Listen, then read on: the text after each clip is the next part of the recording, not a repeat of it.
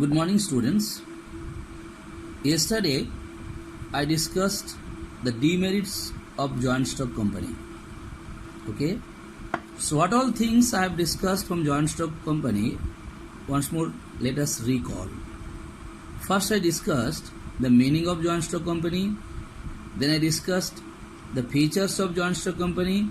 Then I discussed the merits of joint stock company, and then I discussed the demerits of joint stock company.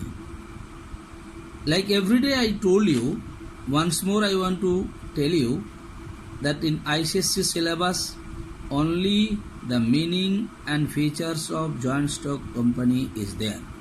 Okay? But I want to give you some details about this joint stock company. That is why I am discussing all the important components of joint stock company. Like that only I discussed about the merits of joint stock company. The demerits of joint stock company is already been discussed to you. All the key points and the keywords are given to you. So please go through it. You must remember the subheadings, the point and the explanation you can write in your own language also. Okay. Today I am going to discuss the different types of joint stock company.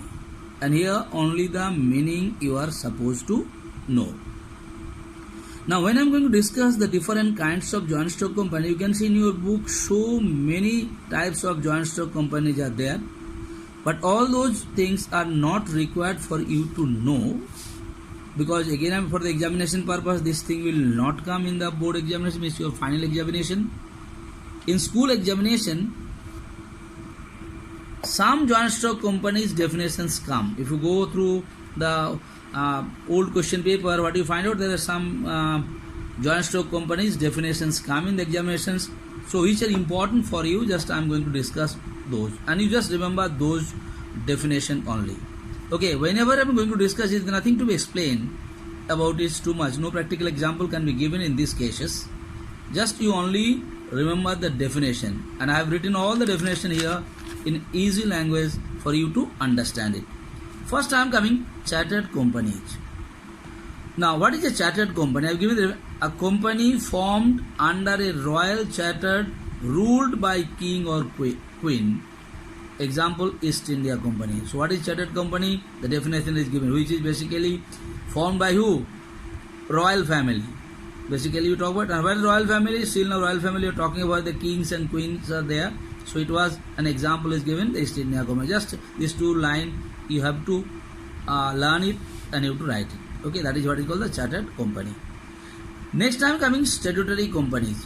What is statutory companies? In the beginning I told you, statutory companies are those companies which basically established by a special act of the central or the state legislature.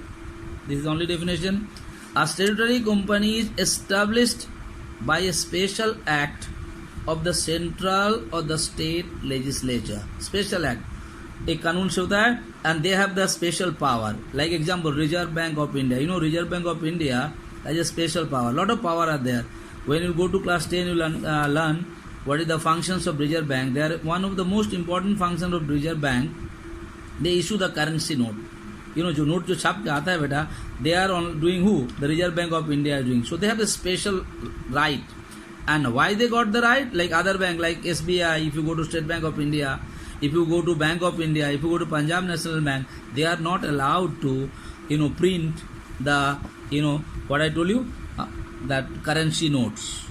So the special act has been given there. That is why. So again I am telling you, a statutory company is established by a special act of the central or the state legislature. Example giving, Reserve Bank of India. Special कानून है इसके लिए, not like every company. Next coming Indian company. All of us knowing what is Indian company. Simple definition is given to you. A company registered in India is an Indian company. Definitely.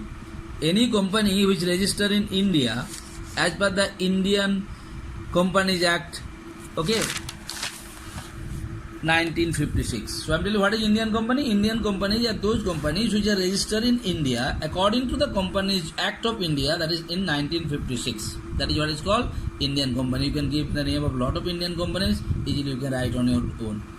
Now I'm coming foreign company. That is also foreign words also knowing what is foreign company. Basically, foreign companies are those companies. Let me explain a little bit, which are basically established in foreign country, not in our country, but they are doing their operations in our country. Those types of companies are called foreign companies. Once more, foreign companies are those companies which are established not in India. Okay, they are established in foreign. You know what is called the foreign, which the countries which are not in the geographical boundary of our country, which are situated outside the geographical boundaries of our country, they are called the foreign. So the company which is established in foreign, but they are doing their business in our country also, those types of companies are called foreign company. I have given it. It is any company incorporate, means basically it is situated outside India, which has a place of business in India. बाहर का company है but India में कहीं वो business कर रहा है. Those types of companies are called foreign company. Like Nestle, you know, all of you are using Nestle. Chocolate है, उसका बहुत सारी product है, people are having it. Now Nestle basically a company of Switzerland. Its main office, or you can the head office is in Switzerland, but its branches are there, or some business they are conducting in India, but it is not an Indian company. Okay, it is not established according to the Indian Companies Act 1956. It is established according to the might be their Companies Act of Switzerland, but they are doing their business. It incorporated is situated in, it is the company of Switzerland, but he is doing his business in India also. Place is there. That is why this type of companies are called foreign companies. Now coming last one, multinational company. All of you are knowing बेटा. आजकल के ज़माना में तुम लोग सब multinational brand use करता है. कोई जीन्स के यूज कर रहा है, कोई मोबाइल के यूज कर रहा है, तो someone is using wrist watch or something. You play multinational company. All of us are knowing what is multinational company. It is a company which basically carries on business activities in more than one country. जिसका business more than one country there. Those types of companies are called multinational companies. Nothing to be understand about. Multinational company. Multi means so many. National means different nation, different countries. Those who are doing the business, they are basically called the multinational companies. I have given the example here. Same thing. Cadbury or Nestle also a multinational company. It come in both the cases. Why is multinational company?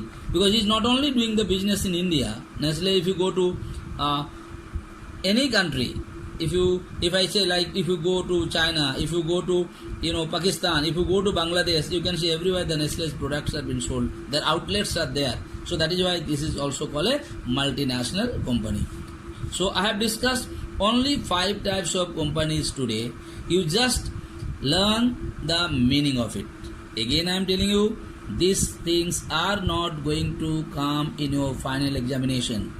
But your school examination, out of this, 1 or 2 marks question come. Sometimes question come, what do you mean by multinational companies? What do you mean by chartered companies? Okay, what do you mean by statutory company? Like that definitions come in the examinations. Okay, tomorrow just I am going to discuss 2 more things. One, I am going to discuss about what do you mean by the private company, what do you mean by the public company, and the third things I am going to discuss 5 privileges, only 5 privileges enjoyed by the private company. Then I am going to finish up this particular chapter. Other things are not required, and then from day after tomorrow onwards I am going to start the revision. Okay, and then after doing the revision I will tell you which all chapters will come for your first terminal examination. Though I taught you, I think 9 chapters has been told. All the 9 chapters will not come in your first terminal examination. Maximum 6 chapters will come in your first terminal examination. So I am going to do the revision of first 6 chapters, what is basically going to come for your first terminal examination. Okay, so again today only learn the definition what has been given to you, nothing else. All the definitions are written there. You can copy from here also, you can learn it. And there is a homework. The homework is write question number 5 and 7 of short answers question from page number 51. Please write this homework. Okay, and tomorrow I told you I am going to finish off this chapter. There I am going to discuss the meaning of private company, the meaning of public company, and I am going to discuss 5 privileges enjoyed by a private company. What is meaning of privilege? Everything I will tell you. Thank you so much.